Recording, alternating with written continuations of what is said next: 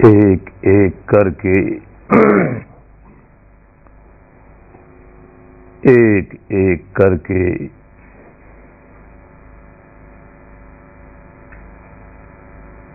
शिविर के 10 दिन पूरे हुए।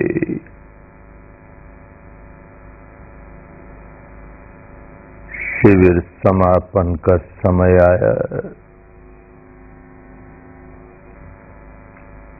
इस महान धर्म यज्ञ की पूर्णाहुति का समय आया।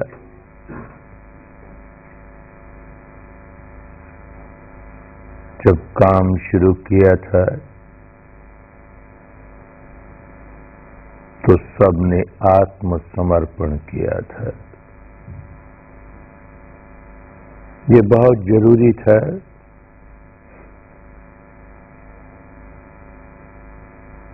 बिना आत्मसमर्पण किए इस विद्या को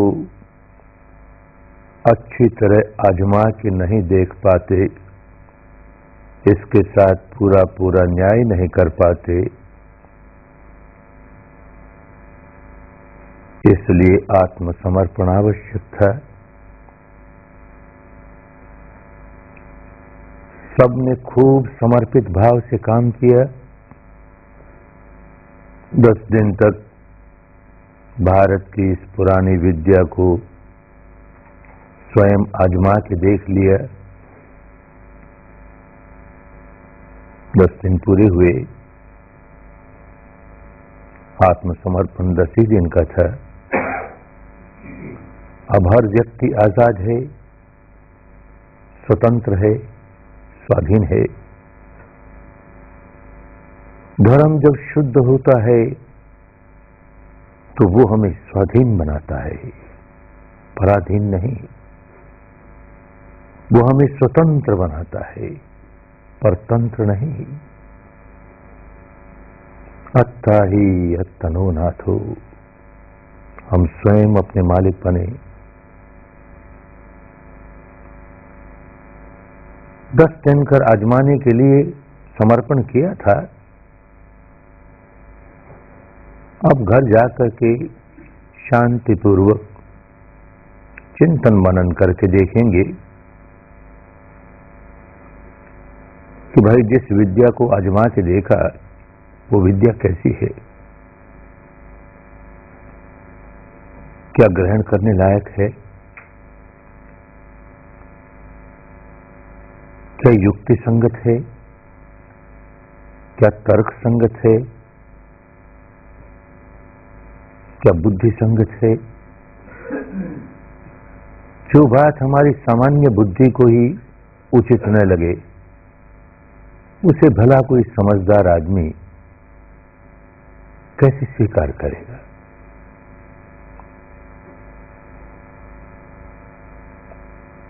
तो इस कसौटी पर कस कर देखिए, बुद्धि संगत है ना, तर्क संगत है ना। कहीं अंधविश्वास के साथ तो हमें मानने को नहीं कहा जा रहा। ऐसा है तो ही समझदार आदमी उसे स्वीकार करे। लेकिन केवल यही एक कसौटी नहीं होती, एक और भी कसौटी होती है। केवल बुद्धि के तर्क के सहारे हम किसी बात को स्वीकार कर लें तो बुद्धि की अपनी सीमा है, तर्कों की अपनी सीमा है। आज बुद्धि के बल पर, तर्कों के बल पर कोई बात बड़ी संगत लगती है, कल हो सकता है वही असंगत लगने लगे। तो केवल एक कसौटी पर नहीं, एक और कसौटी पर कसे कि जो सीखा है उसे अगर मैं धारण करूं तो क्या सचमुच इसमें मेरा कल्याण समाया हुआ है? क्या सचमुच इसमें मेरा मंगल समाया है? बात कितनी ही तर्क संगत हो पर उससे हमें कोई लाभ नहीं होता, हमारा मंगल नहीं होता, तो हमारी किस काम की? तो इस दूसरी कसौटी पर भी कस कर देखना होगा। और यही नहीं, एक और कसौटी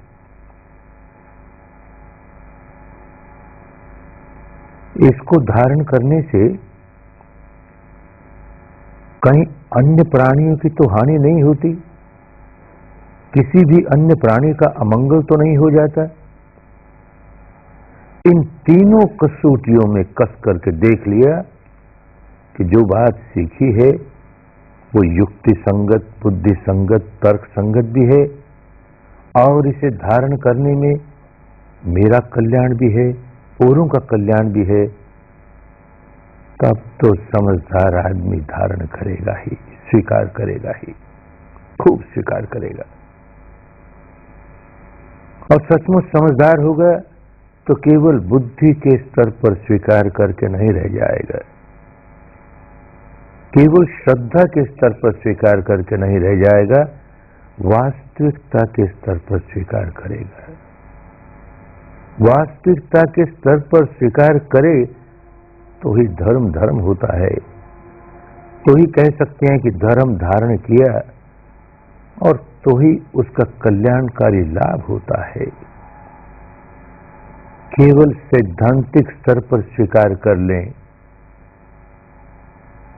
और उसे धारण नहीं करें तो लाभ नहीं मिलेगा। धर्म का ये जो व्यवहारिक पक्ष है, प्रैक्टिकल एस्पेक्ट है, यही मंगलदायी है, लाभ इसी से होता है। यहां 10 दिन रह करके यही सीखा, केवल धर्म का सैद्धांतिक पक्ष ही सीखना होता तो 10 दिनों तक इस धर्म के कारावास में आकर के बंदी बनने की जरूरत नहीं थी। कहीं भी बाहर प्रवचन हो सकते थे, सुन लेते, बात समझ लेते बुद्धि के स्तर पर, कोई पुस्तक पढ़ लेते, कोई शास्त्र पढ़ लेते और समझ लेते बात को। यहां किस लिए आए? 10 दिनों तक धर्म के व्यवहारिक पक्ष को सीखने के लिए आए, इसके प्रैक्टिकल एस्पेक्ट को कैसे प्रैक्टिस किया जाए, कैसे शील का पालन किया जाए। सचमुच शील का पालन करना है, कोई उपदेश की बात नहीं, 10 दिन किया ना। सचमुच मन को वश में करना है, कोई उपदेश की बात नहीं, उपदेश तो बहुत सुनते थे। अपने मन के मालिक बनो, मन के गुलाम मत बनो, मन के गुलाम रहोगे तो बहुत दुखी रहोगे, मालिक बन जाओगे तो दुख से छुटकारा हो जाएगा। ये तो उपदेशों की बात थी, अच्छी बात थी, पर कैसे मालिक बने ये तो कभी सीखा भी नहीं। तो एक मौका मिला कि कैसे अपने मन के मालिक बने। 10 ही दिन में मालिक बनने लगे ना। या तो वो हमें नचाया करता था, अब हम उसे नचाते हैं। यहां जा तो यहां जा, अब सिर पे जा, अब कंधे पे जा, अब हाथ पे जा, अब पांव पे जा, जहां जहां उसे कहीं वहां उसे जाना पड़े। तो हमारा गुलाम होने लगा ना, होने लगा, जरा जरा सा होने लगा, पर बात पलटी, या तो हम गुलाम थे, वो गुलाम होने लगा। तो ये प्रैक्टिस की तब हुआ ना। और भी उपदेश तो बहुत सुनते थे, मन को निर्मल करो, मन को निर्मल रखो, वीतराग बनो, वीत द्वेष बनो, वीत मोह बनो, अनासक्त बनो।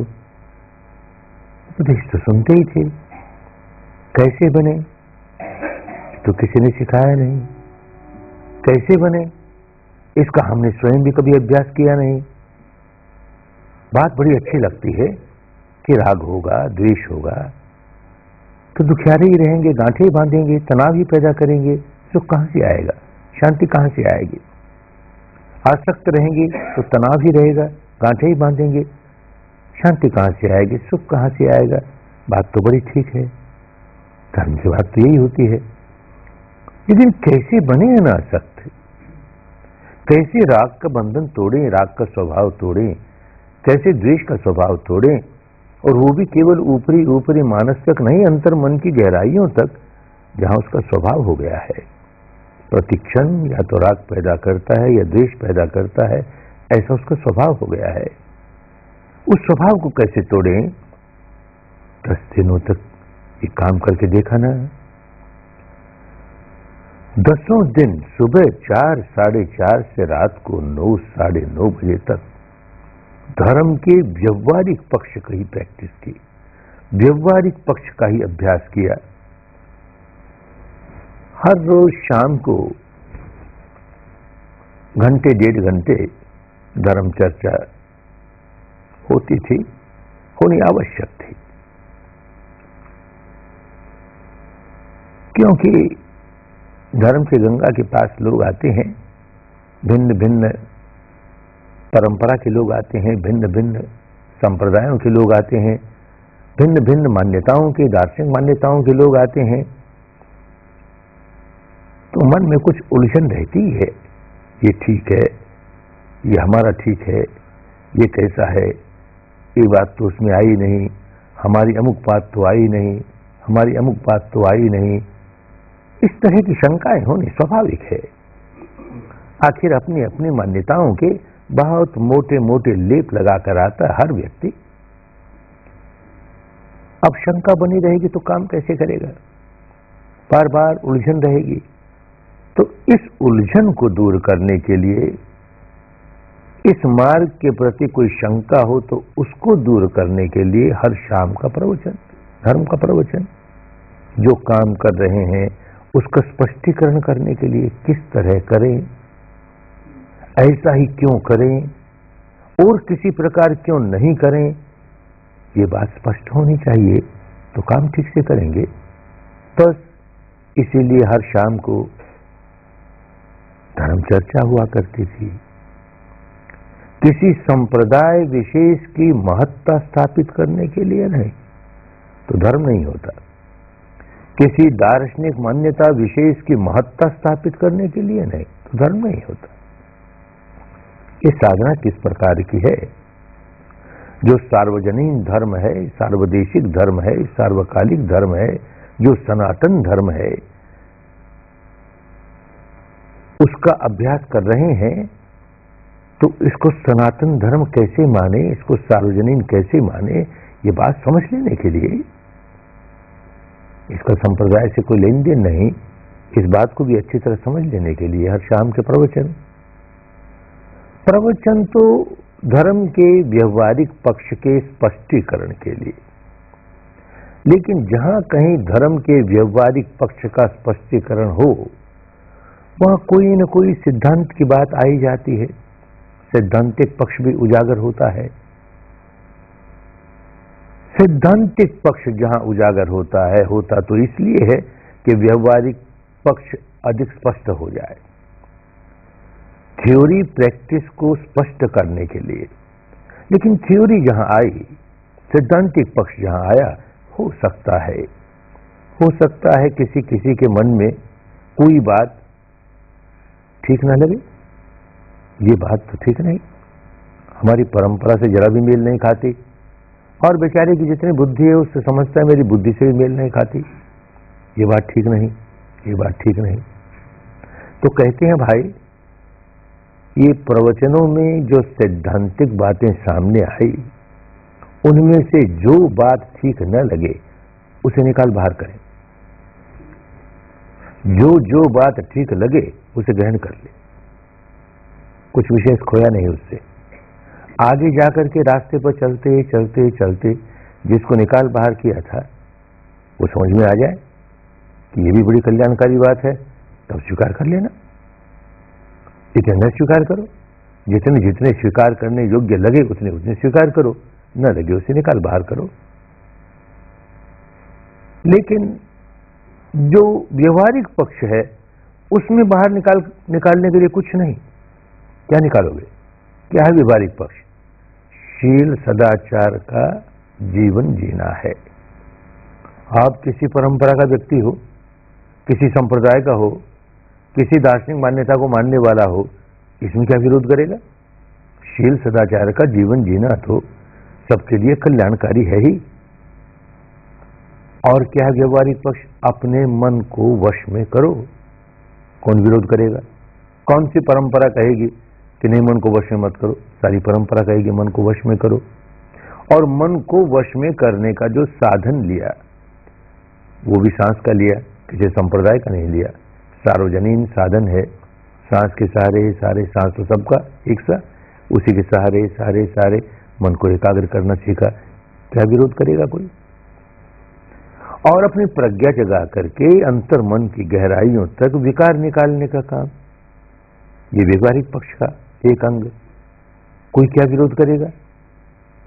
मन के विकार निकालना, इसे कौन बुरा कहेगा? अंतर मन की गहराइयों से विकार निकाल देना कौन बुरा कहेगा? और वो भी ऐसे आलंबन से जो सार्वजनीन है। शरीर पर संवेदना तो सबको होती है, बस उसी संवेदना के सहारे सारे सारे मन के विकारों को निकालने का काम किया। तो ये शील, ये समाधि, ये प्रज्ञा, यही धर्म का व्यवहारिक पक्ष है, प्रैक्टिकल एस्पेक्ट है। इसमें कुछ नहीं छोड़ना, इसमें छोड़ेंगे तो लाभ से वंचित रह जाएंगे। लेकिन जो सैद्धांतिक पक्ष है उसमें कोई बात छोड़ दी, आगे जाके स्वीकार कर लेंगे। वैसे कहने वाले ने तो बड़े प्यार से सैद्धांतिक पक्ष की बात भी बड़े प्यार से कही कि अरे इसे समझ लेगा तो बड़ा कल्याण हो जाएगा, बड़ा मंगल हो जाएगा। ये जो व्यवहारिक पक्ष है इसमें आगे बढ़ने में बहुत बड़ा उत्साह जागेगा, प्रेरणा जागेगी। इसी भाव से कहा। लेकिन कोई बात न ठीक लगे तो क्या करे? निकाल बाहर करे। जैसे कोई माँ बड़े प्यार से अपने बच्चे के लिए खीर बनाए और उसे खीर परोसे, बहुत बढ़िया उटाया हुआ दूध, बहुत बढ़िया बासमती चावल, मीठा मेवा, और उससे बढ़कर के उसका प्यार, बहुत बढ़िया खीर बना के परोसी बच्चे को। बच्चा चिल्लाता है, मैं नहीं लूंगा। अरे क्यों भाई, बहुत स्वादिष्ट है, लेना। मैं नहीं लेता। क्या हो गया? मेरे पात्र में नहीं है ना। उसको अपना पात्र ज्यादा प्यारा है, खीर नहीं, मेरे पात्र में होनी चाहिए। क्या पात्र होता है? ये भिन्न भिन्न संप्रदायों की अपनी अपनी जो शब्दावली होती है, बड़ी आसक्ति हो जाती है उससे। हर महापुरुष जब आता है संसार में तो देखता है चारों ओर लोग कितने दुखियारे हैं, कितने दुखियारे हैं। तो बड़े प्यार से इन दुखियारे लोगों को, इन रोगी लोगों को धर्म की औषधि बांटता है, धर्म का आहार देता है, ताकि ये दुखों के बाहर निकल जाए। तो जब धर्म की बात समझाता है तो भाषा का ही प्रयोग करना पड़ेगा। तो उस समाज की, उस समय की जो जनता की भाषा होगी उसी में समझाएगा, ताकि लोग उसे समझें। धीरे धीरे समय बीतता जाता है, जो समझाया गया उसको धारण करना तो छोड़ दिया, लेकिन शब्द बड़े प्यारे लगे, बस शब्दों से चिपका हो गया। जिस किसी महापुरुष की परंपरा के लोग, वो उस महापुरुष की वाणी को यही सत्य है, यही ठीक है, ऐसा चिपकाव पैदा कर लेते हैं। बात चाहे वही हो। अगर कोई कहे कि मैं तुम्हें पंचशील पालन करना सिखाऊंगा, तो जो लोग बौद्ध परंपरा के हैं उनका मन बड़ा खुश होगा, अरे हमारा धर्म सिखाया जा रहा है। और यूं कह दे कि मैं तुम्हें अणुव्रत सिखाऊंगा, तो जो जैन संप्रदाय के हैं बड़े खुश होंगे, अरे क्या कहना, हमारा जैन धर्म सिखाया जा रहा है। और ये कह दे कि यम नियम सिखाए जा रहे हैं, तो जो हिंदू संप्रदाय के होंगे बड़े खुश होंगे, हमारा ही धर्म सिखाया जा रहा है। कोई कह दे 10 कमांडमेंट सिखा रहे हैं, तो जो क्रिश्चियन परंपरा के होंगे, उस संप्रदाय के होंगे, कहेंगे हमारा ही धर्म सिखाया जा रहा है। पालन कोई नहीं करता, न कोई पंचशील वाला पंचशील का पालन करता है, न अनुव्रत वाला अनुव्रत का पालन करता है, न यम नियम वाला यम नियम का पालन करता है, न 10 कमांडमेंट्स वाला 10 कमांडमेंट का पालन करता है, फिर भी इन शब्दों के साथ कितना गहरा चिपका हो, कितना गहरा चिपका। तो ये पात्र, मेरे पात्र में खीर हो तो खाऊं। बेचारी माँ क्या करे, उसे तो बच्चे को खीर खिलानी है ना, क्या करे। अच्छा तेरे पात्र में खा ले, तेरी शब्दावली इस्तेमाल करता हूं, तो खा तो सही धर्म की खीर को। तेरे पात्र में दे दिया, फिर बच्चा सिर हिलाता है, नहीं मैं नहीं खाता। अरे अब तो तेरा पात्र, तेरी शब्दावली, अब तो खा। नहीं, क्या हो गया, इसमें काला काला कंकर पड़ा है। माँ कहती है काला कंकर नहीं है रे, ये इलायची दाना है, इसका अपना स्वाद है, तो खा तो सही। मैं नहीं खाता, ये तो काला कंकर है, ये तो काला कंकर है। बेचारी माँ क्या करे, यही तो कहेगी ना, अच्छा जिसे काला कंकर समझता उसे निकाल बाहर कर, बाकी तो खा। जिस दिन समझ में आ जाएगा कि इसका भी अपना स्वाद है, उस दिन खा लेना उसे, अब उसे निकाल, बाकी तो खा। बावला बच्चा हो सारी खीर फेंक दे, इसमें काला कंकर था, इसमें काला कंकर था, अपनी ही हानि करे ना। ऐसे ही धर्म के क्षेत्र में आए हो, शुद्ध धर्म के क्षेत्र में आए हो, जहां सिद्धांतों की बात सुनी, वहां कोई बात काले कंकर जैसी लगे तो उसे निकालो, बाकी तो खाओ। ये बात सैद्धांतिक पक्ष की, व्यवहारिक पक्ष में तो निकालने को कुछ है ही नहीं। शील है, समाधि है, प्रज्ञा है, शील है, समाधि है, प्रज्ञा है, धर्म बड़ा परिपूर्ण होता है। व्यवहारिक पक्ष वाला धर्म बड़ा परिपूर्ण होता है, उसमें और कुछ जोड़ने की जरूरत नहीं होती, बड़ा परिशुद्ध होता है, उसमें से कुछ निकालने की जरूरत नहीं होती। तो ये व्यवहारिक पक्ष है और वही हमारे लिए प्रमुख है। पश्चिम देशों में एक कहानी चलती है, कोई एक युवा प्रोफेसर, बहुत पढ़ा लिखा, अपने नाम के पीछे वर्णमाला के बहुत से अक्षर लगाए हुए एक जहाज में यात्रा कर रहा, जीवन का अनुभव नहीं है अभी, पढ़ा लिखा बहुत। उसी जहाज में अनेक नाविक लोग, उनमें से एक नाविक, एक खलासी, बूढ़ा खलासी, बिल्कुल अनपढ़, वो कभी कभी प्रोफेसर साहब के केबिन में चला जाए और उनकी बातें सुने। अरे इतना विद्वान, इतना पंडित, अवाक रह के सुनता रह जाए। एक दिन बहुत सी बातें सुन के जाने लगा, तो प्रोफेसर ने पूछ लिया, अरे बूढ़े तूने जियोलॉजी पढ़ी है? वो क्या होती है महाराज? हमने तो नाम ही नहीं सुना। अरे इस धरती का एक शास्त्र होता है, तूने पढ़ा है वो? महाराज मेरे लिए तो काला अक्षर भैंस बराबर, न कोई स्कूल गया, न कोई कॉलेज गया, न लिखना है न पढ़ना है, मैं क्या पढ़ता। अरे बूढ़े तूने अपनी 1/4 जिंदगी बर्बाद कर दी। बूढ़ा बड़ा दुखी, बड़ा उदास, इतना बड़ा विद्वान कहता है तो सचमुच मैंने अपनी 1/4 जिंदगी बर्बाद कर दी।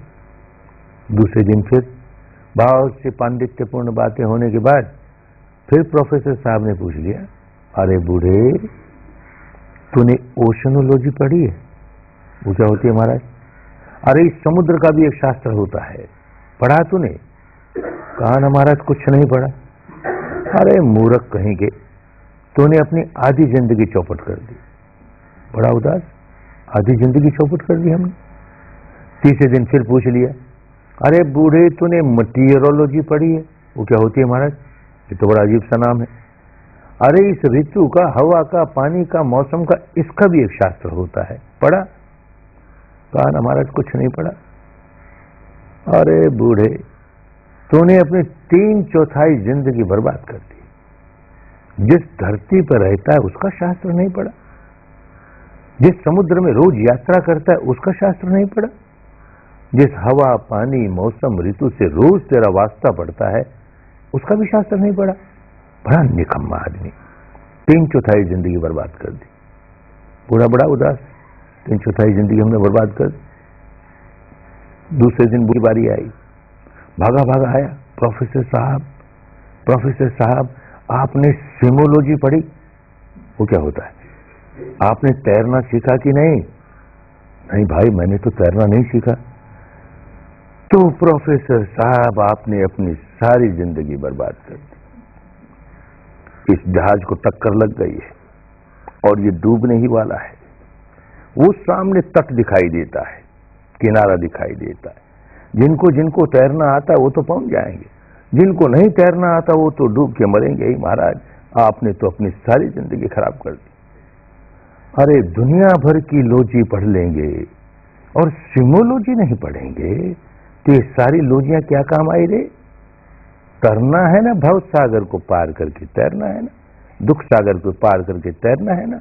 और तैरना जाने नहीं, तैरने का भी शास्त्र ही पढ़े, पाँव नहीं रखें पानी में। अरे कैसा पागलपन छाया हुआ। धर्म धारण करना नहीं सीखेंगे, धर्म की बातें खूब करेंगे, सिद्धांतों की बातें खूब करेंगे, तर्क खूब करेंगे, शास्त्र खूब पढ़ेंगे, कैसे धारण करेंगे नहीं सीखेंगे तो क्या मिलने वाला है? धर्म तो धारण करने के लिए होता है। बहुत ठंड लगती हो और खूंटी पर कोट टंगा हो और बढ़ बढ़ के बातें करे, ठंड के मारे तो जूझ रहा है, कांप रहा है, मेरे पास इतना बढ़िया कोट है, ऐसे वुस्टेड वूल का बना हुआ, इतना गर्म, इतना बढ़िया, क्या काम आया रे? पहनता नहीं ना उसको खूंटी पे टांग रखा है ना।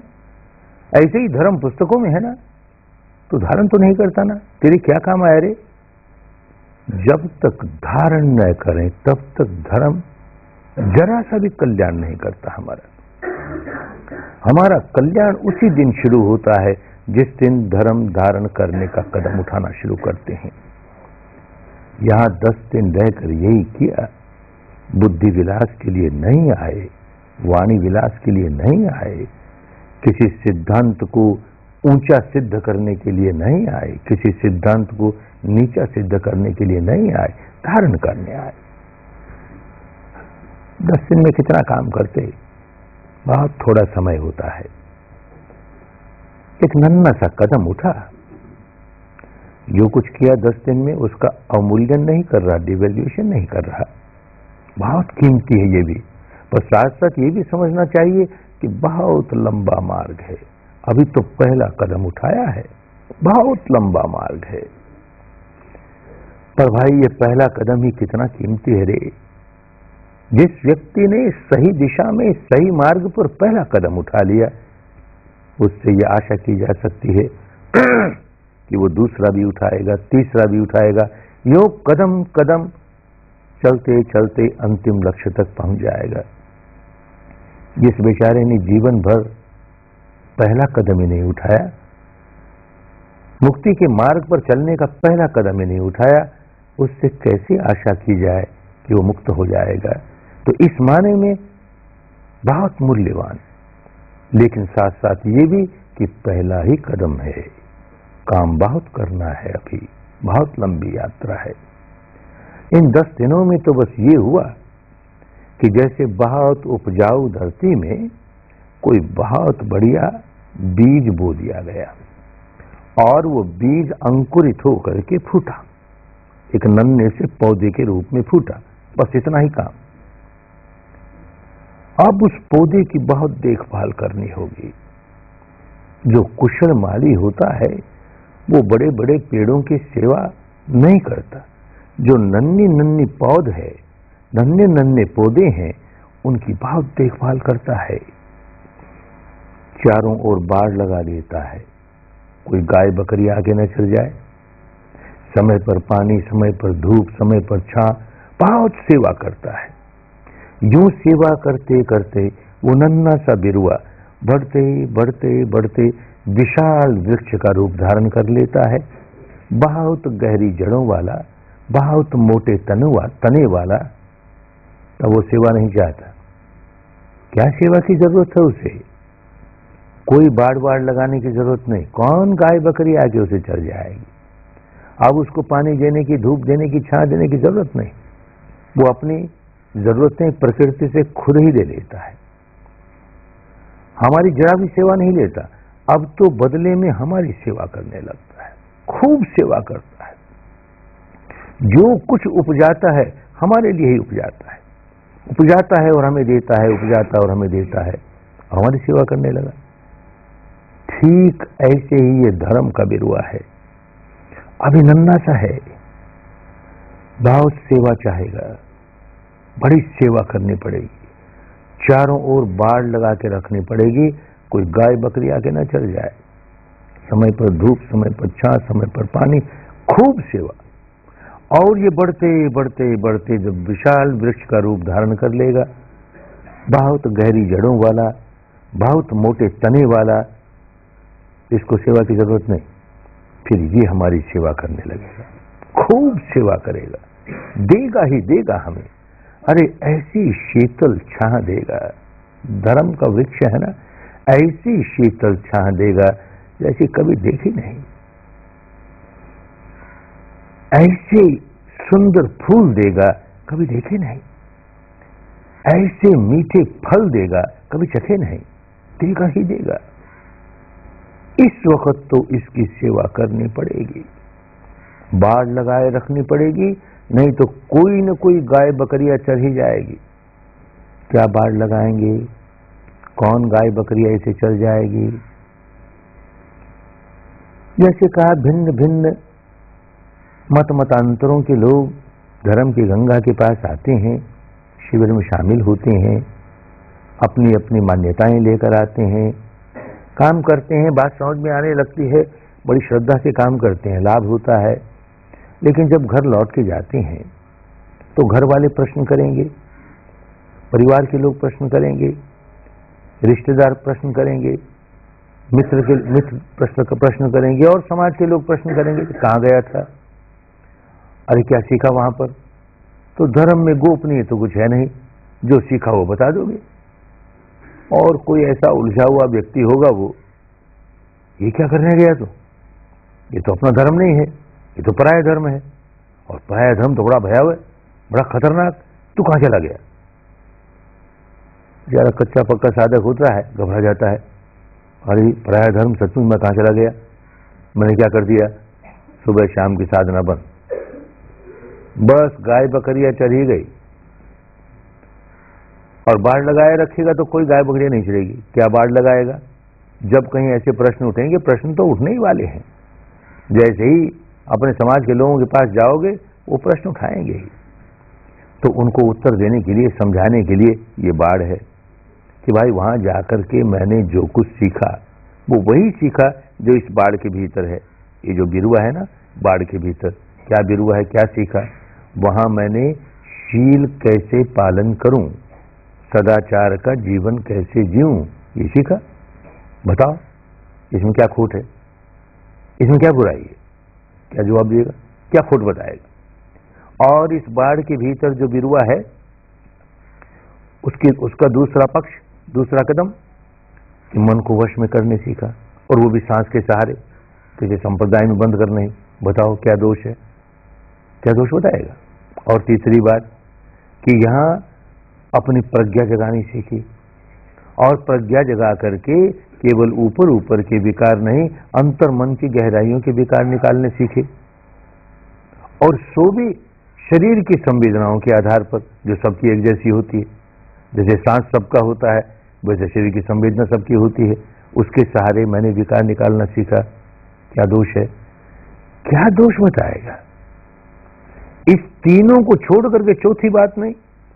ये जो दार्शनिक मान्यताओं की बात है, झगड़ों की बात है, ये सारी इस बाड़ के बाहर, इस बाड़ के अंदर तो शील समाधि प्रज्ञा, शील समाधि प्रज्ञा, और कुछ नहीं। बाहर का झगड़ा बाहर का झगड़ा, उससे हमको लेन देन नहीं। क्या विरोध करेगा? कोई विरोध नहीं करेगा तो बस बच गया अपना बिरुआ। कोई गाय बकरियां नहीं खाएगी, काम में लगे रहेंगे, और फिर रोज इसको पानी देना पड़ेगा, रोज सींचना पड़ेगा। कैसे सींचोगे? रोज सुबह शाम एक एक घंटे साधना करनी ही होगी। ये छूट जाएगा तो सींचना बंद हो जाएगा, तो ये बिरवा मुरझा जाएगा, सूख जाएगा, बढ़ेगा नहीं, फल कैसे देगा? सुबह शाम एक घंटे अनिवार्य बात है। कोई साधक कहता है, अरे बाबा ये क्या नमाज गले में पड़ गई, रोज के 2 घंटे कहां से लाए हम? इतने काम वाला व्यक्ति सुबह 1 घंटा, शाम 1 घंटा, कहां से? 24 घंटे में से 2 घंटे दे दे इसको, हमसे नहीं होगा।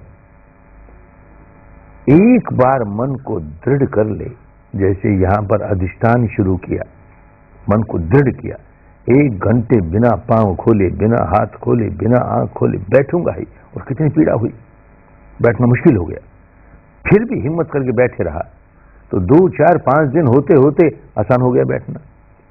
ऐसे ही अधिष्ठान करे कि मेरी चाहे जितनी हानि हो, मैं सुबह शाम एक घंटे बैठूंगा ही, और 1 साल तक बैठूंगा। 1 साल का अधिष्ठान करे। जो लोग साधना छोड़ देते हैं, खूब समझते हैं लाभ है इससे, बड़ा अच्छा है, छोड़ देते हैं। जो छोड़ देते हैं वो सारे के सारे पहले साल भर में छोड़ देते हैं। जिस व्यक्ति ने साल भर निभा लिया वो जीवन भर निभाएगा, फिर नहीं छूटती। और साल भर जो निभा रहा है उसी में ये बात समझ में आने लगेगी कि जो मैं सुबह शाम एक घंटा दे रहा हूं, अपना समय बर्बाद नहीं कर रहा, अपने समय का सदुपयोग कर रहा हूं। जो व्यक्ति जिस किसी जिम्मेदारी में है, जिस तरह काम में, धंधे में जो जिम्मेदारी उस व्यक्ति की है, देखिएगा ये साधना बड़ी काम आने लगी। 2 घंटा खराब कहां हो रहे हैं।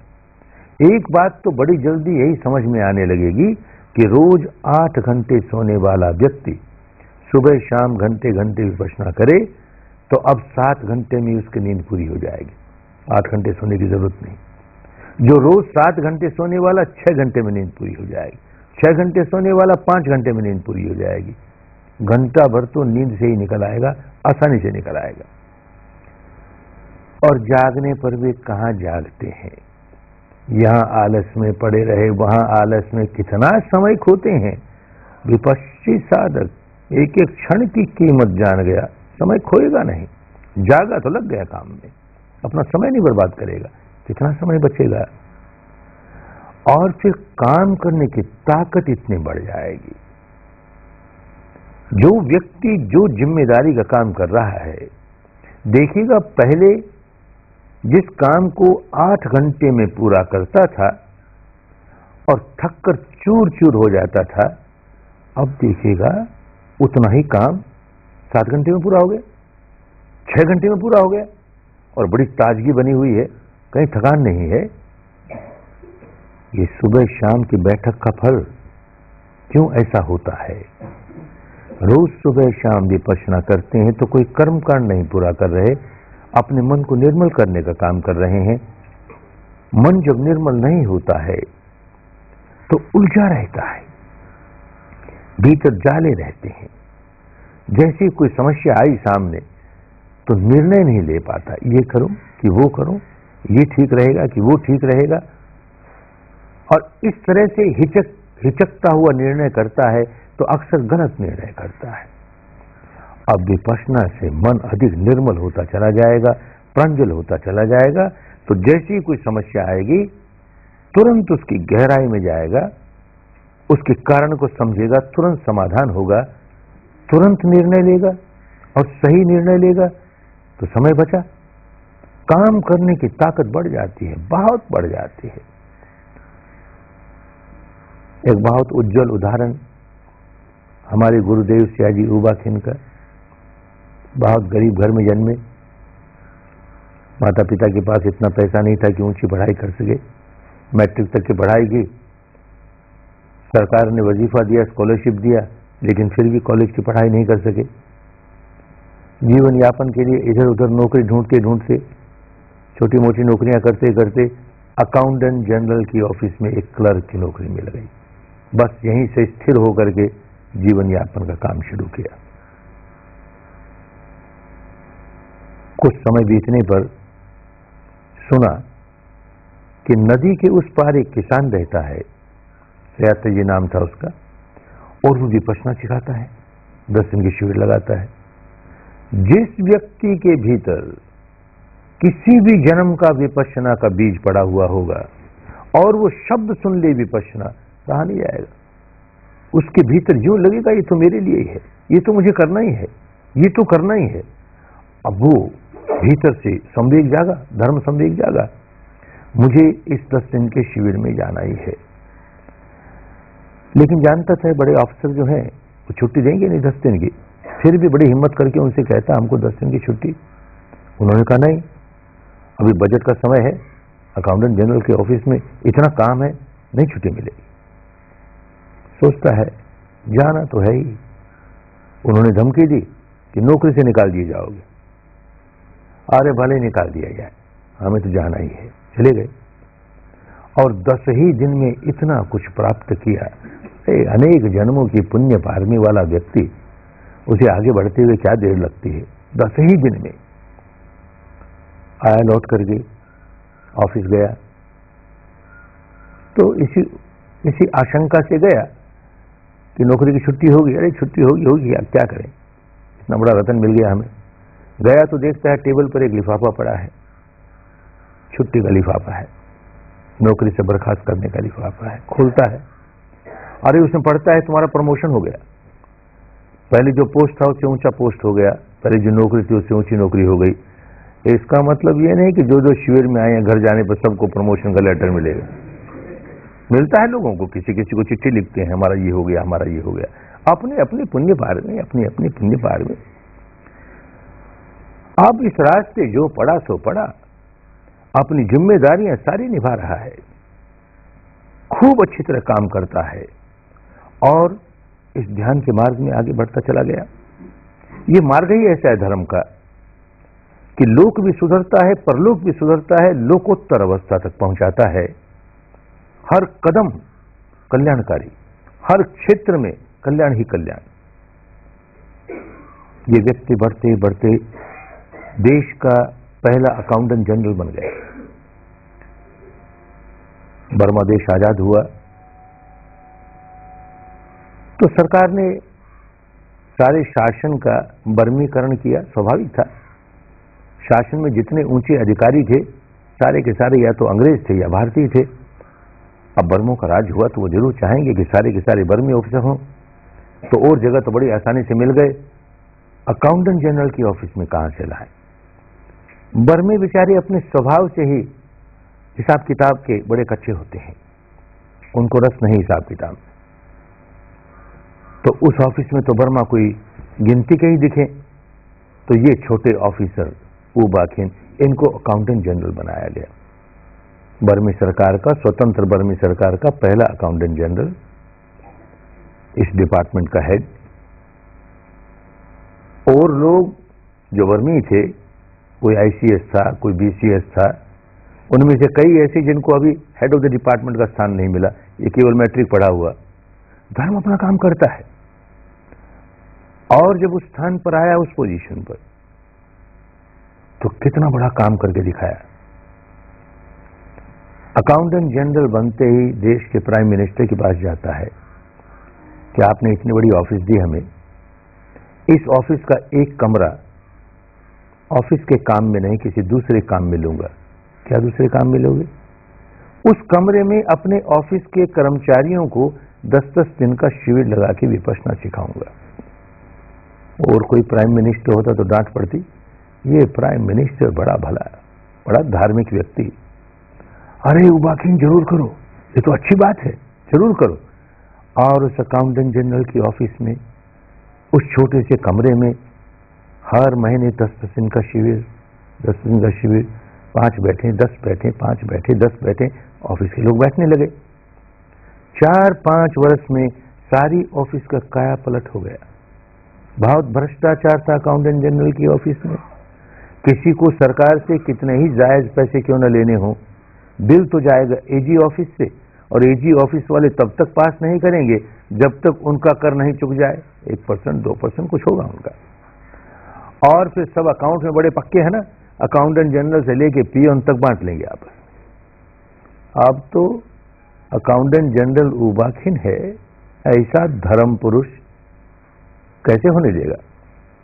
तो कुछ तो बहुत कड़ा अनुशासन, बड़े कड़ी अनुशासन वाले व्यक्ति थे। ऐसा नियम बनाया कि जिस व्यक्ति के पास कोई आवेदन पत्र आवे 48 घंटे में उसको फैसला देना पड़ेगा। कोई उलझन है, फैसला नहीं ले सकता, कोई कठिनाई है, मेरे पास लाओ, मैं फैसला लूंगा। मेरे पास भी नहीं लाता, 48 घंटे में फैसला भी नहीं करता, तो नीयत खराब है, निकाल बाहर करेंगे। कुछ लोगों पर कड़ा अनुशासन के मारे एक्शन लिए, पर भाई डंडे के जोर से कोई बदलता नहीं, कोई सुधरता नहीं दुनिया में। सुधार किससे हुआ? ये जो धर्म की गंगा में डुबकी लगनी शुरू हुई, धर्म की गंगा में डुबकी लगनी शुरू हुई, बदलने लगे। लोगों में चर्चा हो गई, चर्चा का विषय बन गया अकाउंटेंट जनरल की ऑफिस, भ्रष्टाचार का अड्डा। अब वहां भ्रष्टाचार देखने को नहीं, क्या हो गया? प्राइम मिनिस्टर सुनता है बड़ा खुश, बड़ा भला प्राइम मिनिस्टर था, ईमानदार था, चाहता था देश का शासन सुधरे। जिस देश का शासन सुधरता है उस देश की प्रजा सुधरने लगती है। देश का शासन सुधरे तो बुलाता है उबाखिन को, अरे भाई देख ऐसा ही भ्रष्टाचार, इससे ज्यादा भ्रष्टाचार अमुक विभाग में है, उसे जरा देखना। मैं तो सरकारी नौकर हूं, वहां हमारा तबादला कर दो, उसको संभालेंगे। नहीं नहीं नहीं, वहां ट्रांसफर कर देंगे तो इसकी लुटिया फिर डूब जाएगी, इसको भी संभालो उसको भी देख, इसको भी संभालो उसको भी देख। एक बार में ये व्यक्ति, कभी ऐसा भी हुआ कि एक बार में 4-4 विभाग का अध्यक्ष है, एक एक डिपार्टमेंट का हेड हो करके ईमानदारी से काम करे और वहां के लोग सारे भ्रष्टाचार वाले हों, उनके भ्रष्टाचार दूर करे। कितना कठिन होता है, जो बेचारे भुक्तभोगी हैं वही जानते हैं कितना कठिन होता है। 4-4 विभाग में काम कर रहा है। ये सब इसलिए बताते हैं कि काम करने की ताकत कितनी बढ़ जाती है, कितनी बढ़ जाती है। उनके बारे में यह प्रसिद्ध था कि जिस किसी विभाग में जाएंगे और टेबल पर जो केस आए उसके पास जितने फाइल आए, जब वापस जाएंगे उस विभाग से 2 घंटा काम करेंगे कि 4 घंटा काम करेंगे, क्योंकि और विभागों में भी जाना है, जब वापस जाएंगे टेबल पर एक फाइल नहीं बचेगा, सारे फाइलों पर डिसीजन दे दिया। क्यों ताकत बढ़ती है? चित्त इतना निर्मल, मन इतना शांत, इतनी समता, इतना संतुलन, प्रॉब्लम नहीं, कोई समस्या नहीं, सारी समस्याओं का समाधान इतनी जल्दी, बड़ा क्विक डिसीजन और बड़ा राइट डिसीजन, सही डिसीजन होता है। काम करने की ताकत बहुत बढ़ती है, बड़े अच्छे परिणाम। ऐसे लोग तैयार किए कि कार्य क्षमता भी बढ़ाई उनकी और ईमानदारी भी बढ़ाई उनकी, देश के शासन में बहुत बड़ा योगदान उसको सुधारने में। 55 वर्ष की उम्र में सरकारी नियमों के अनुसार रिटायर हुए। सरकार कहती है बाबा तुम नहीं रिटायर होना, तुमको तो काम करना ही पड़ेगा, तुम्हारे जैसा आदमी कहाँ मिले हमें, तो 1 साल और एक्सटेंशन, 1 साल और, यूं 3 साल एक्सटेंशन देने के बाद तो गवर्नमेंट सर्वेंट रूल्स, 3 साल के बाद एक्सटेंशन नहीं, तो सरकार बदलती है रूल्स को। ये रूल्स सब पर लागू होंगे, उबाखिन पर नहीं होंगे, इसको तो काम करना ही पड़ेगा। तो 4 साल, तो 5 साल, तो 7 साल, तो 10 साल, तो 12 साल, 67 बरस का बूढ़ा हो गया और किए जा रहा है। भाई नौकरी के लालच में नहीं, गृहस्थ है, नौकरी तो चाहिए ही, नौकरी नहीं लेता ऐसा नहीं है, लेकिन एक मोद होता है कि मेरे इस काम से कितने लोगों का भला हो रहा है। बार बार प्रश्न उठाते हैं लोग कि इस साधना से अनासक्त हो जाएंगे, आसक्ति ही नहीं रहेगी तो हम काम कैसे करेंगे? आसक्ति के मारे तो हमें जोश होता है, हम काम करते हैं, खूब राग जागता है तो काम करते हैं। आप कहते हैं राग निकाल दो, आसक्ति निकाल दो, तो हम तो बिल्कुल निकम्मे हो जाएंगे। अपना परिवार कैसे पालेंगे, अपनी जिम्मेदारी कैसे निभाएंगे? क्योंकि अनासक्त होकर काम करना कभी सीखा ही नहीं, जाना ही नहीं कि अनासक्त होकर भी काम किया जा सकता है। गुजरेगा इसमें से तब जानेगा। जितना आसक्त होकर काम करता है उससे कई गुना ज्यादा काम करेगा, अनासक्त होकर के बात बदल जाएगी।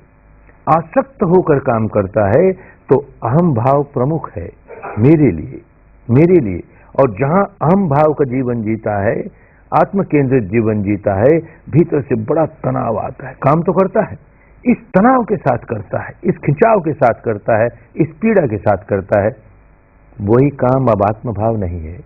अरे मेरा भला तो है ही, औरों का भी देख कितना भला, मेरे इस काम से देख औरों का भी कितना भला।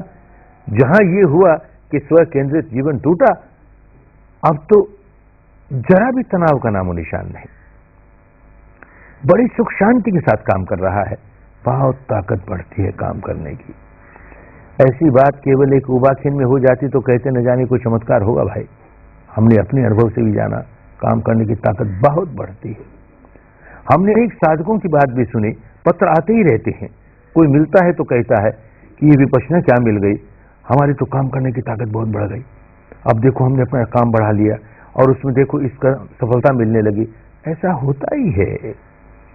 लौकिक क्षेत्र में भी लाभ, परलौकिक क्षेत्र में भी लाभ और लोकोत्तर अवस्था तक पहुंचाने वाला मार्ग धर्म तो हर कदम पर कल्याण करने वाला, मंगल करने वाला।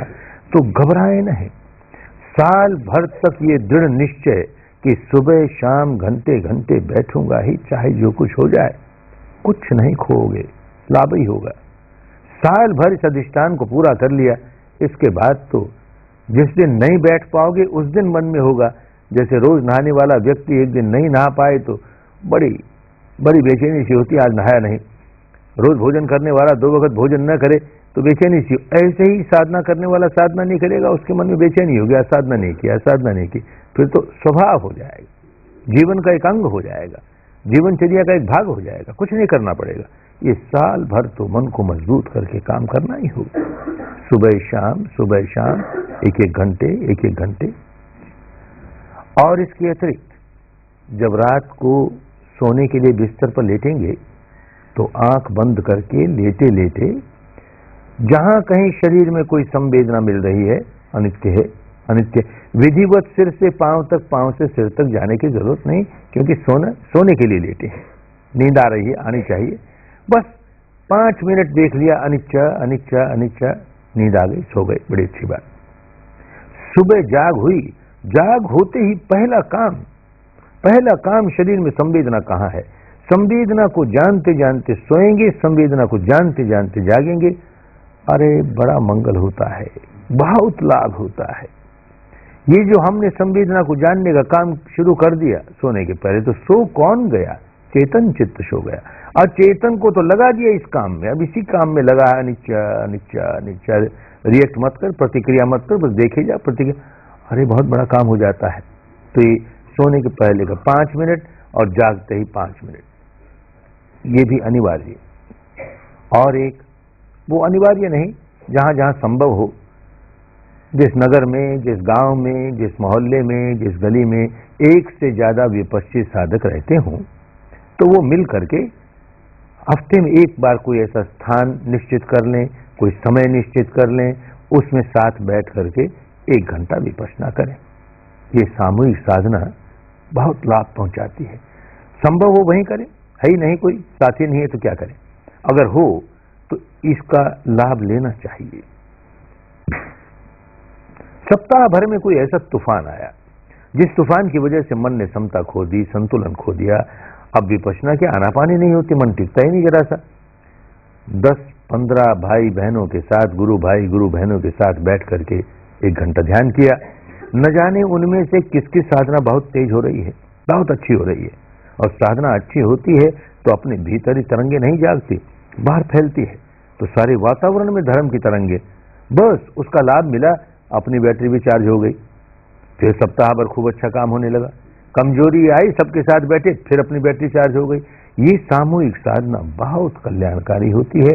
लेकिन जहां जहां संभव हो, जहां पर लोग हों और अब सामूहिक साधना वहां नहीं हो रही है, वहां प्रयत्न करके सामूहिक साधना का कोई आयोजन करें।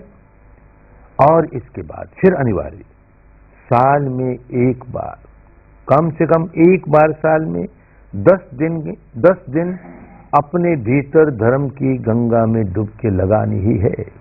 जिसको सचमुच धर्म में पकना है, जिसको सचमुच इस रास्ते आगे बढ़ना है, ये अनिवार्य है।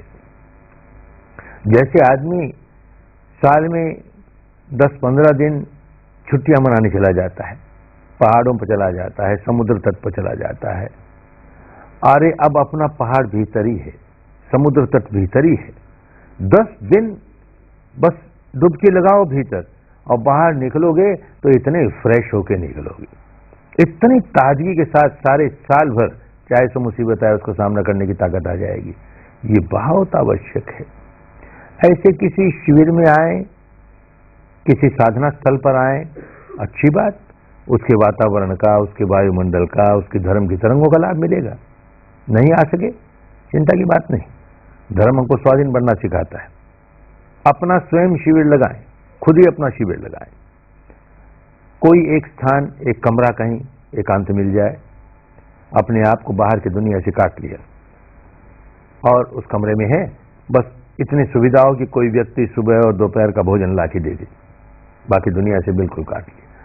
और सारी बात तो जानी हुई है, ठीक इसी प्रकार काम करना है। 3 रत्नों की शरण लेंगे, 8 शील लेंगे, धर्म को समर्पित हो जाएंगे और काम शुरू कर देंगे। 3 साढ़े 3 दिन आना पाना, उसके बाद विपश्यना, बस सारी की सारी विधि तो यही है, यही नियम है, यही अनुशासन है, यही समय सारणी है। अपना स्वयं शिविर लगाएंगे। स्वयं शिविर लगाने के पहले अगर याद रहे तो अपने मार्गदर्शक को सूचना भेज दें कि अमुक दिन अमुक जगह मैं अपना स्वयं शिविर लगा रहा हूं या लगा रही हूं। अच्छा है, मार्गदर्शक क्या करेगा? मार्गदर्शक अपने मंगल मैत्री देगा, काम तो खुद को ही करना पड़ेगा। लेकिन कभी किसी कारण से सूचना नहीं दे सके तो मन में कमजोरी नहीं आए, हमने अपने मार्गदर्शक को सूचना ही नहीं दी, हमारा शिविर कैसे सफल होगा? घबराए नहीं, जरूर सफल होगा, मंगल मैत्री फिर भी मिलेगी। कोई चमत्कार की बात नहीं है, सारा का सारा धर्म, कुदरत का कानून, विश्व का विधान, नियमों के अनुसार सारी बात चलती है। होता क्या है समझे, जिस समय कोई व्यक्ति अपने भीतर कोई विकार जगाता है, क्रोध जगाए, वासना जगाए, भय जगाए, जो विकार जगाता है, हर विकार की अपनी तरंग होती है, हर शब्द की अपनी तरंग होती है। विकार जगाए एक तरह की तरंग, क्रोध जगाया, क्रोध की एक प्रकार की तरंग। अब सारे विश्व में जहां जहां इस प्रकार की तरंग है उसके साथ ये समरस हो जाएगा, ट्यून अप हो जाएगा। तो बाहर इस प्रकार की जितनी तरंग है उसके साथ ट्यून अप होकर के अपने तरंग को और तेज कर लेगा। जो क्रोध जगा है वो बाहर की तरंगों से मिल करके और तेज हो गया। ठीक इसी प्रकार साधना करने बैठोगे तो भले थोड़े क्षण ही ऐसे मिलते हों, वीत रागता के क्षण, वीत द्वेषता के, वीत मोह के। वीत राग का जो तरंग है, जब उसको हमने पैदा किया, वो तरंग जागी तो सारे विश्व में आज के पहले भी जो संत हुए, आज भी जो संत हैं, उनकी वीत रागता की तरंगों के साथ अपने आप समरस होने लगा, तो बल मिलने लगा, मंगल मैत्री मिलने। लेकिन और क्या मंगल मैत्री होती है? एक घटना पैगंबर मोहम्मद साहब के जीवन की, जैसे सभी संतों के जीवन में होता है, जीवन काल में बहुत से लोग विरोधी हो जाते हैं। इनके जीवन में भी ऐसा हुआ, कुछ लोग बड़े विरोधी हो गए। एक इनका ही अपना शिष्य, जो प्रमुख शिष्य था, कभी इनसे लड़के अलग चला गया और बड़ी निंदा करे, इनकी निंदा करे, इनकी शिक्षा की निंदा करे। किसी दूसरे शिष्य ने सुनी ये बात तो आया पैगंबर साहब के पास कि वो आपका पुराना शिष्य था ना, आजकल बड़ी बेतुकी बातें करता है, आपके खिलाफ बोलता है, धर्म के खिलाफ बोलता है, बेचारा समझा नहीं, उलझा हुआ है, इसलिए इतना अकुशल काम कर रहा है। आप मेरे साथ चलिए, उसे समझा दीजिए तो ये गलती करना बंद कर देगा। संत आदमी थे, कहा चलो भाई समझा देंगे, हमारा क्या बिगड़ता है। गए, दोनों के दोनों पहुंचे उसके पास। अब इसके पहले कि पैगंबर साहब कुछ बोले, ये जो साथी आया था ये वकील बन गया, ये समझाने लगा और समझाते समझाते आपस में तू मैं हो गई, लड़ाई हो गई, गाली गलौज हो गई, हाथापाई होने लगी। तो पैगंबर साहब खिसक गए। इसने देखा हमारे गुरु बड़े अजीब, जब बात बड़ी, हाथापाई हुई तो निकल गए, तो भागा उनके पीछे पीछे। आपने ये क्या किया महाराज, उस वक्त तो आपकी जरूरत थी और आप चले आए। अरे तू नहीं जानता, मैं जानता हूं। जैसे ही तूने गाली गलौज शुरू किया, क्रोध जगाया, वैसे ही सारे फरिश्ते चले गए। तो मैं क्या करता, मैं भी चला गया। अरे जहां झगड़े फसाद होते हैं वहां कोई सम्यक देव कैसे रहेगा, कोई फरिश्ता कैसे रहेगा? उसको तो अपनी तरंगे मिलेगी, वहीं रहेगा ना। ऐसी तरंगों में, लड़ाई झगड़ों की तरंगों में तो कोई शैतान ही रहेगा, कोई दुर्देव ही रहेगा, सम्यक देव कैसे रहेगा। तरंगे जैसी हम पैदा कर रहे हैं, ठीक वैसी ही तरंगों के साथ हम समरस होंगे। हमारे रेडियो की सुई को जिस मीटर बैंड पर हमने लगाया, उस मीटर बैंड की क्या तरंग है, अब हजारों मील दूर कोई ब्रॉडकास्ट हो रहा है, उसके साथ समरस हो जाएगा। प्रकृति का नियम है, कुदरत का नियम है, तो घबराना नहीं। सूचना नहीं दी तो भी मंगल मैत्री मिलेगी, धर्म का बल मिलेगा और स्वाधीन होना सीखोगे। ऐसे 10 दिन का स्वयं शिविर लगाओ। ये जो रोज सुबह शाम 1-1 घंटे, रात को सोते वक्त 5 मिनट, जागते ही 5 मिनट, और हो सके तो सप्ताह में एक बार सामूहिक साधना की 1 घंटा, और फिर अनिवार्य साल में 10 दिन का शिविर, ये अनिवार्य है। ये कम से कम है। किसी के पास इससे ज्यादा समय हो तो कोई रोक नहीं, इससे ज्यादा समय। जब अपना काम कर रहे हैं, अपनी जिम्मेदारी पर लगे हैं, जो आदमी जिस जिम्मेदारी पर हो, उस समय वही अपना ध्यान है, वही अपनी विपश्यना है, सारा ध्यान उस काम में लगाएंगे। लेकिन जैसे ही काम से निवृत्त हुए, भले 10 मिनट का ये अवकाश मिला, काम करते करते 10 मिनट कोई काम नहीं है, तो आंखें खुली है, मन भीतर है, अनिच्छा अनिच्छा अनिच्छा। गए कहीं किसी ऑफिस में और वेट करना पड़ा बाहर, वेट कर रहे हैं, आंखें खुली है, मन भीतर है, अनिच्छा अनिच्छा अनिच्छा। कल्याण हो गया ना। ये नहीं जाने तो क्या करे कि देख मुझको बाहर बैठा दिया, घंटे भर तक हमारा समय खराब कर दिया, बड़ा अहंकारी है, उसके प्रति क्रोध ही क्रोध, द्वेष ही द्वेष। अरे तू क्रोध के बीज बोता है, अब अंधकार पैदा करता है, आगे के लिए अंधकार पैदा करता है, अब दुख पैदा करता है, आगे के लिए दुख पैदा करता है। विपश्ची साधक ठीक विपश्ची साधक हुआ कभी नहीं करेगा। 1 घंटा वेट करना तो करना ही पड़ेगा भाई। इतने समय का उपयोग करे ना, तेरा मंगल हो, तेरा कल्याण हो, तेरा भला हो। तो जो बीज बोता है वो प्रकाश का बीज है, अपने सुख शांति का बीज है। अब भी प्रकाश, आगे भी प्रकाश, अब भी सुख शांति, आगे भी सुख शांति। इस तरह से इस समय का उपयोग करना है। मनुष्य का जीवन बड़ा कीमती जीवन। जिस वक्त काम कर रहे हैं उस वक्त संवेदना देखने की जरूरत नहीं, सारा ध्यान काम में हो ताकि वो काम खूब सफल हो। काम से निवृत्त होते ही जितना समय है, आंख खोले खोले भी, आंख बंद करके ध्यान नहीं, आंख बंद करके ध्यान तो अपने घर पर या जहां गुरु भाई गुरु बहन बैठे हैं उनके साथ बैठे हो तो, और लोग, अजनबी लोग, अपरिचित लोगों के बीच में आंख बंद करके बैठोगे, ध्यान का दिखावा हो जाएगा। धर्म का जहां दिखावा हुआ, धर्म डूब जाता है। लोगों को पता नहीं लगे कि ये ध्यान कर रहा है। अरे आंख खोले खोले जानते रहे, संवेदना जाननी है, अनित्य ही समझना है, समता में रहना है। लोगों क्या दिखाएंगे? जब जब कोई व्यक्ति कोई ऐसा चिन्ह धारण करता है जिससे ये पता लगे लोगों को ये बड़ा धार्मिक है, समझ लेना चाहिए बेचारे में कुछ कमी है, इसलिए दिखाना चाहता है मैं बड़ा धार्मिक हूं। अरे जो सचमुच धार्मिक है क्या दिखावा करेगा? रे उसका जीवन बोलेगा धार्मिक है, उसका सारा व्यवहार बोलेगा धार्मिक है। तो बड़ी समझदारी के साथ, कहीं दिखावा न हो जाए, जीवन में उतरे धर्म, बस यही ख्याल रहे, जीवन में उतरे धर्म। समय का खूब सदुपयोग हो। मान लो कि 10 दिन का शिविर लगा दिया और फिर 3 दिन की छुट्टी आ गई, मिल गई, वीकेंड की 2 दिन की छुट्टी मिल गई, 1 ही दिन की छुट्टी मिल गई, 1 दिन का स्वयं शिविर लगा दिया। ये जो छोटे स्वयं शिविर होंगे तो उनमें 1/3 आनापान, 2/3 विपश्यना। लेकिन जो सुबह शाम घर में ध्यान करेंगे उसमें जरूरी नहीं कि 1/3 आनापान और 2/3 विपश्यना। 1 ही घंटे का समय ही विपश्यना में लगाना है। लेकिन कभी ऐसा हो कि मन बड़ा चंचल है, बड़ा सुस्त है, बड़ा प्रमादी है, काम नहीं करना चाहता, तो आनापान का प्रयोग करेंगे। 5 मिनट, 10 मिनट, 15 मिनट।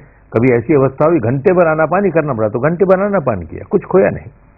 मन को स्थिर करने के लिए आनापान का जहां जहां आवश्यकता हो वहां वहां उसका उपयोग करेंगे। जितनी जितनी देर आवश्यकता हो उतनी उतनी देर उपयोग करेंगे। बाकी तो विपश्यना ही विपश्यना, और विपश्यना करते हुए फिर ख्याल रखेंगे। ये बार बार कहता हूं, एक बार फिर कहूं कि कहीं संवेदनाओं का खेल न खेलने लगना। धारा प्रवाह आई और खुशियों से नाचने लगे, धारा प्रवाह खत्म हुई और स्थूल संवेदना आई कि उदासी में डूब गए, तो भाई और कुछ कर रहे हो, विपश्यना बिल्कुल नहीं कर रहे। जो लाभ विपश्यना से मिलने वाला है वो जरा भी नहीं मिलेगा। जो आया उसी के प्रति समता भाव, अनित्य है, जो आया अनित्य है। अरे दुखद आया है तो इसका उपयोग करेंगे कि दुखद संवेदना आती है तो ही हमारे जो द्वेष के संस्कार अनुशय में पड़े हैं, दबे हुए पड़े हैं, वो तभी उखड़ेंगे और कोई समय नहीं उखड़ते। उसका लाभ उठा रहे हैं ना, हमारे दबे हुए संस्कारों को, द्वेष के संस्कारों को निकालने में इसका उपयोग कर रहे हैं ना, इस दुखद संवेदना का। सुखद संवेदना आई तो उसका उपयोग करेंगे कि वो अनुशय जो राग का है और बड़ी गहराई में दबा हुआ है, अनुशय है, उसको बाहर निकलने का मौका मिलेगा। जब जब सुखद संवेदना आएगी, बाहर आएगा, निकलेगा, उदीर्णा होगी, निर्जरा होगी, कल्याण हो गया ना। तो ये आए कि वो आए, अपना क्या बिगड़ा, अपना कल्याण करने के लिए आया। अपना कल्याण इसी बात में है कि समता में रहे। ये विपश्यना का गुर, ये इसका राज, ये इसका रहस्य। एक और तो शरीर की संवेदना को जाने, संवेदना ही नहीं जाने और कहे मैं बड़ी समता में हूं, तो क्या समता में? तो ऊपर ऊपर की समता, दिखावे की समता, संवेदना होनी जरूरी। संवेदना है और हम नहीं प्रतिक्रिया कर रहे, बस ये दो बात, संवेदना को जानना भी है और प्रतिक्रिया भी नहीं करनी है। और फिर दूसरी बड़ी बात कि जो सुबह शाम की बैठक है, मैकेनिकल ना हो जाए, यंत्रवत ना हो जाए। ये सजगता बनी रहे। संवेदना को क्यों जान रहा हूं? संवेदना को जान रहा हूं तो अनित्य बोध जग रहा है कि नहीं? अनित्य बोध के सहारे समता जग रही है कि नहीं? मैकेनिकल हो जाएगा, फिर कर्मकांड बन जाएगा। जब जब देखो मैकेनिकल होने लगा, यंत्रवत होने लगा, तो सिर से पांव तक, पांव से सिर तक चलते थे, बदल दो, जरा यूं चलना शुरू कर दो, यूं चलना, किसी तरह से जरा परिवर्तन ले आओ, सजगता आ जाएगी। धीमे चलते थे, तेज चलने लगो, तेज चलते थे, धीमे चलने लगो। कुछ नहीं हो तो थोड़ी देर आनापान करना शुरू कर दो। यंत्रवत नहीं बन जाए, नहीं तो लाभ नहीं होगा। खूब सजग और खूब समझदारी के साथ विपश्यना करेंगे, लाभ आएगा ही। फिर अपने को जांचते रहेंगे कि ये जो सुबह शाम साधना कर रहा हूं, उससे मेरे जीवन में क्या लाभ आया। वैसी ही परिस्थितियां पहले आती थी, अब आई, क्या फर्क पड़ा? खुद जांचेंगे अपने आप को, दूसरा क्या जांचेगा। कई बार तो ऐसे होता है कि कोई भाई की अपना स्वप्न है, वो चाहता है कि हम उसके लिए ये कर दें, जो कि अनुचित है, लेकिन उसका अपना स्वप्न है। और हम शिविर से गए और फिर उसका जैसा वो चाहता है वैसा काम करते नहीं, तो उसको बड़ा बुरा लगेगा। क्या सीख के आया शिविर में जाकर के? क्या सीख लिया तुमने शिविर में जाकर के? क्या फर्क पड़ गया तुम्हें? वैसा कब है? वो तो अपने चश्मे से देखता है ना, तो उससे घबराएंगे नहीं। अपने को जांचेंगे, सचमुच फर्क पड़ा कि नहीं?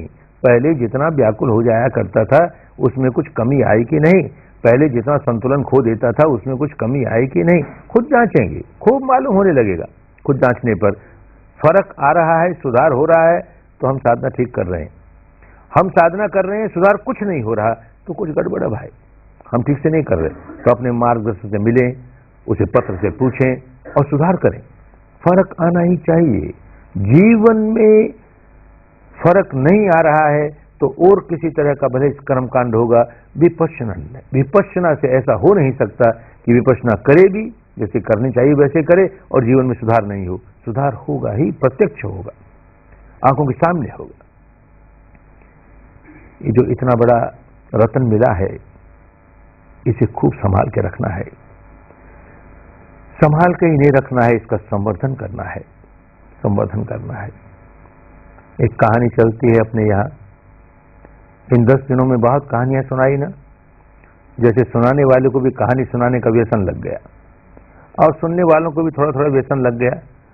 तो जाते जाते एक कहानी और कह दी। एक कहानी चलती है अपने यहाँ, एक बूढ़ा बहुत धनवान व्यक्ति बुढ़ापे में विधुर हो गया। विधुर हो गया माने घर वाली स्वर्ग सिधार गई, और अपने यहाँ तो घर वाली वही गृह लक्ष्मी, घर में जो अन्न धन भंडार, उसकी चाबियां तो उसके पास रहे।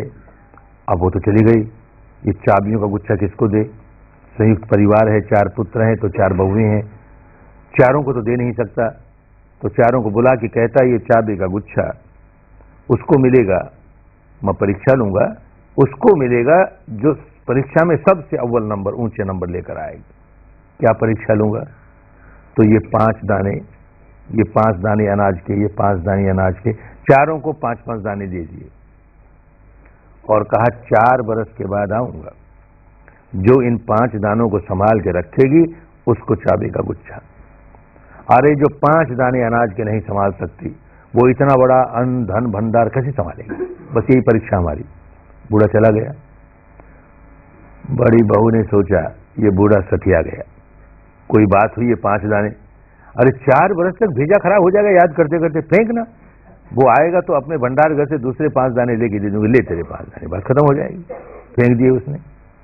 दूसरे ने सोचा कि बात तो ठीक है, 4 बरस तक इनकी चिंता करना समझदारी की बात नहीं, लेकिन बूढ़ा बड़ा अनुभवी है, बड़ा घाघ है, उसको जीवन भर का अनुभव है, कौन जाने इन्हीं 5 दानों में कोई करामात हो, कोई चमत्कार हो।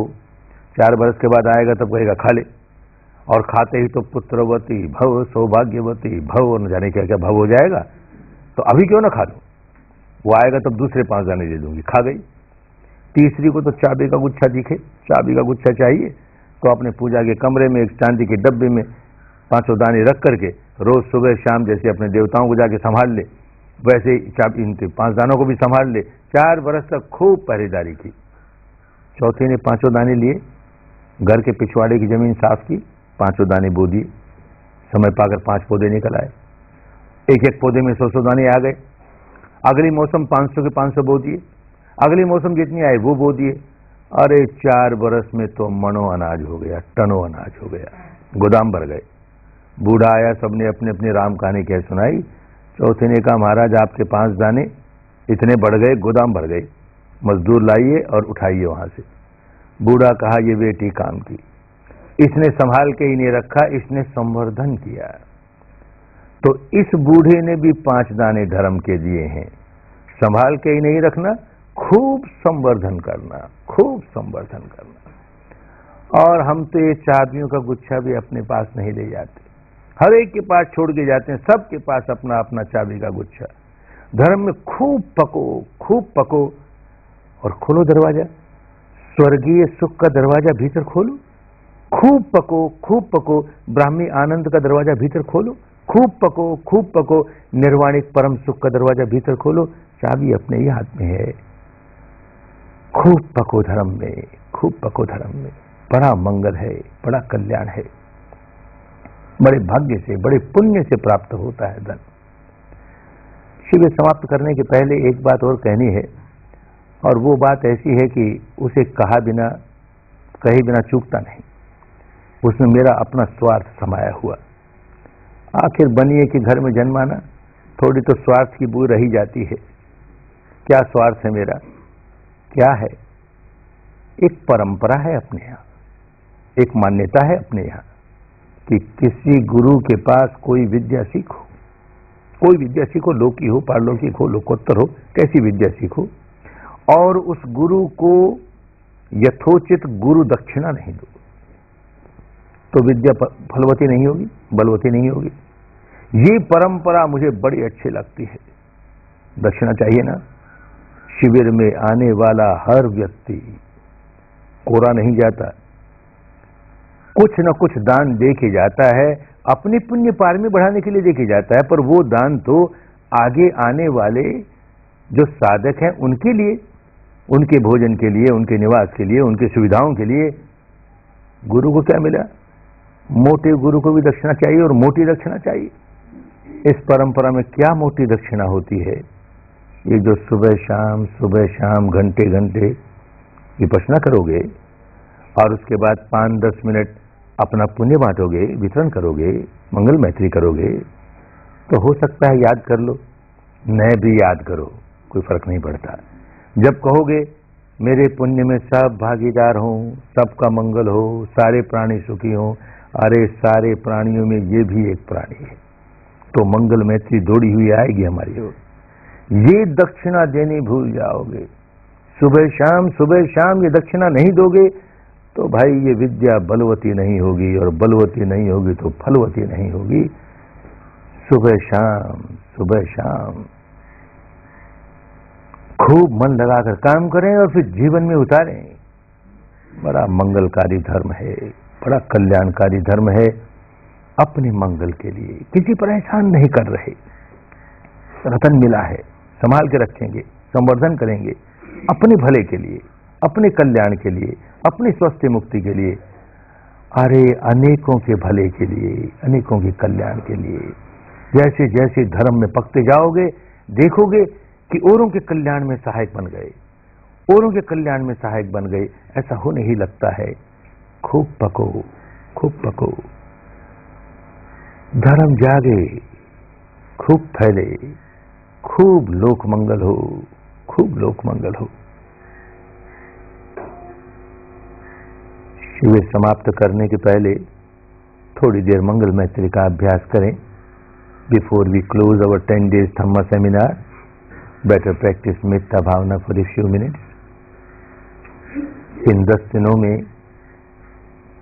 जो पुण्य अर्जित किया है और असीम पुण्य अर्जित किया है इन 10 दिनों में, उसका वितरण करें। सारे प्राणी मेरे इस पुण्य में भागीदार हों, सबका मंगल हो, सबका कल्याण हो। Better share the merits that you acquired during these 10 days with all beings. You have acquired enormous merits.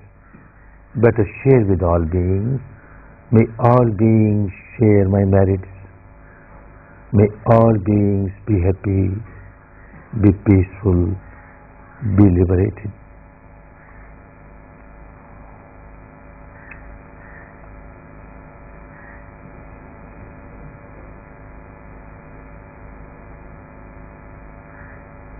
मेरे अर्जित पुण्य में भाग्य सभी कहूँ।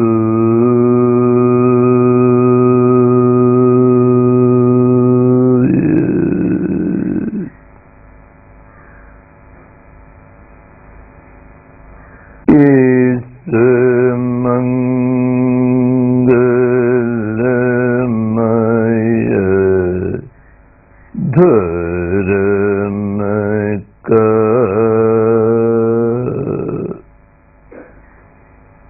लाभ सभी को।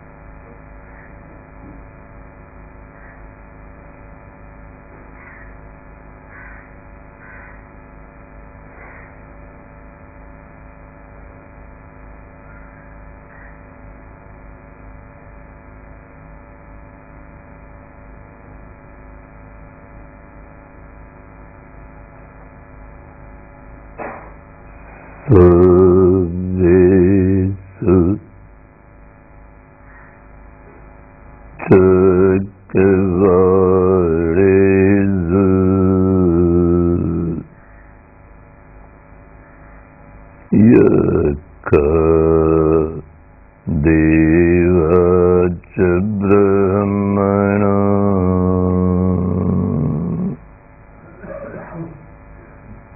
यं एकतं पुण्यं सर्वसंबुद्धिसाधकं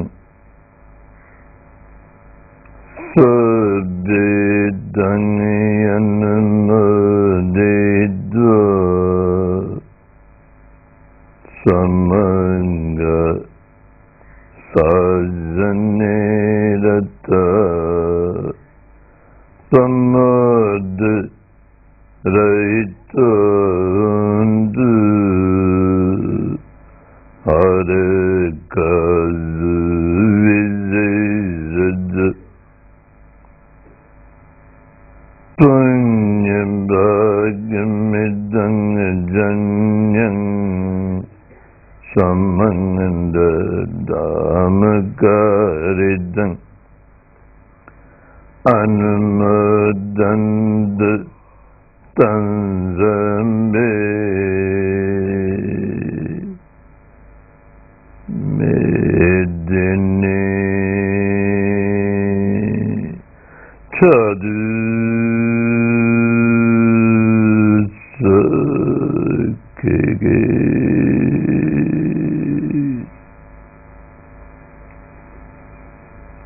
मेदिने चदु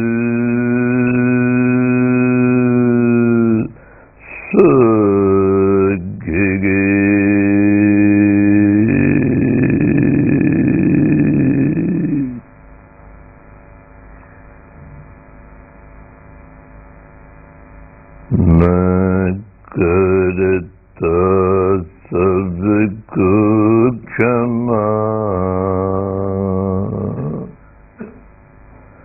करें मुझे सबको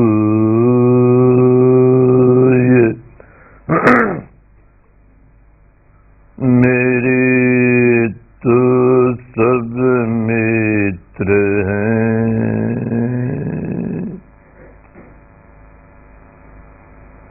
बैरी दिखे न कोई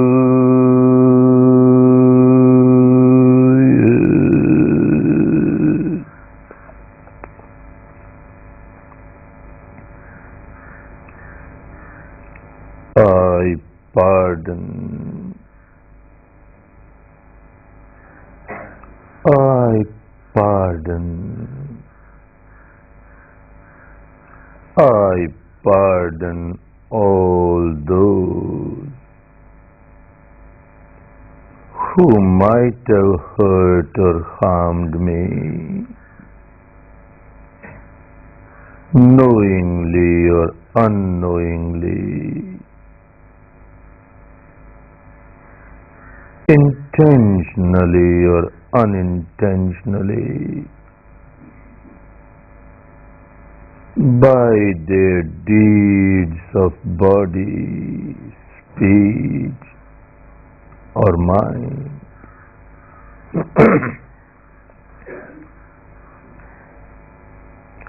I seek pardon.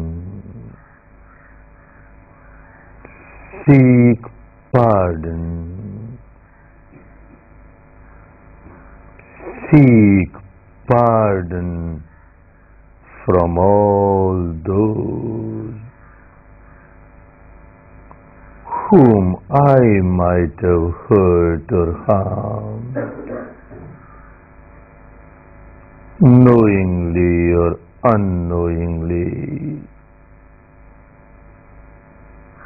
intentionally or unintentionally, by my deeds of body, speech, or mind.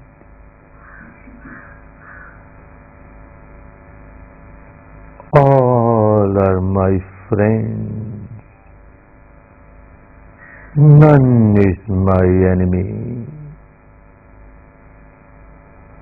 All are my friends. None is my enemy.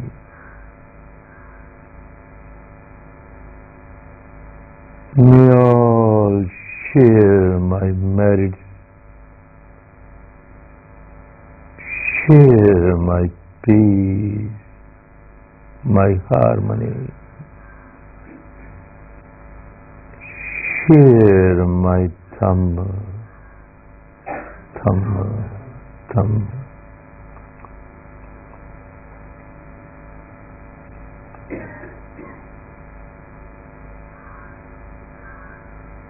May all be happy, be peaceful, be liberated, liberated, liberated. फला हो, मंगल हो, कल्याण हो, स्वस्थ मुक्ति हो।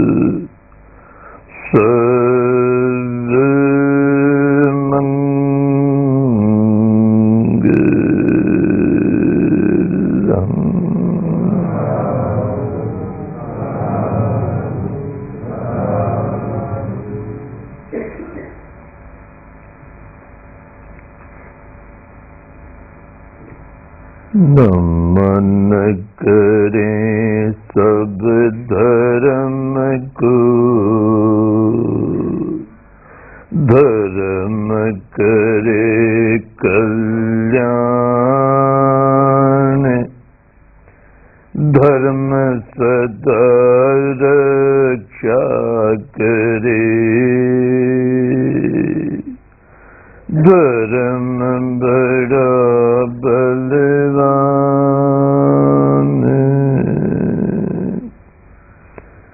नमन करें हम धर्म को, धर्म करे कल्याण, धर्म सदा मंगल करे, धर्म बड़ा बलवान, धर्म बड़ा बलवान।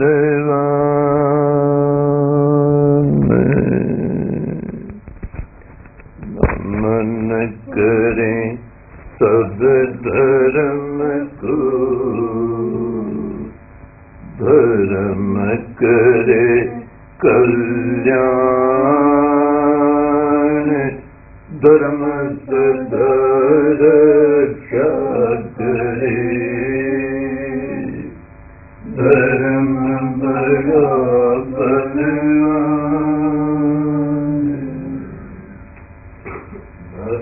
नमन करें सब धर्म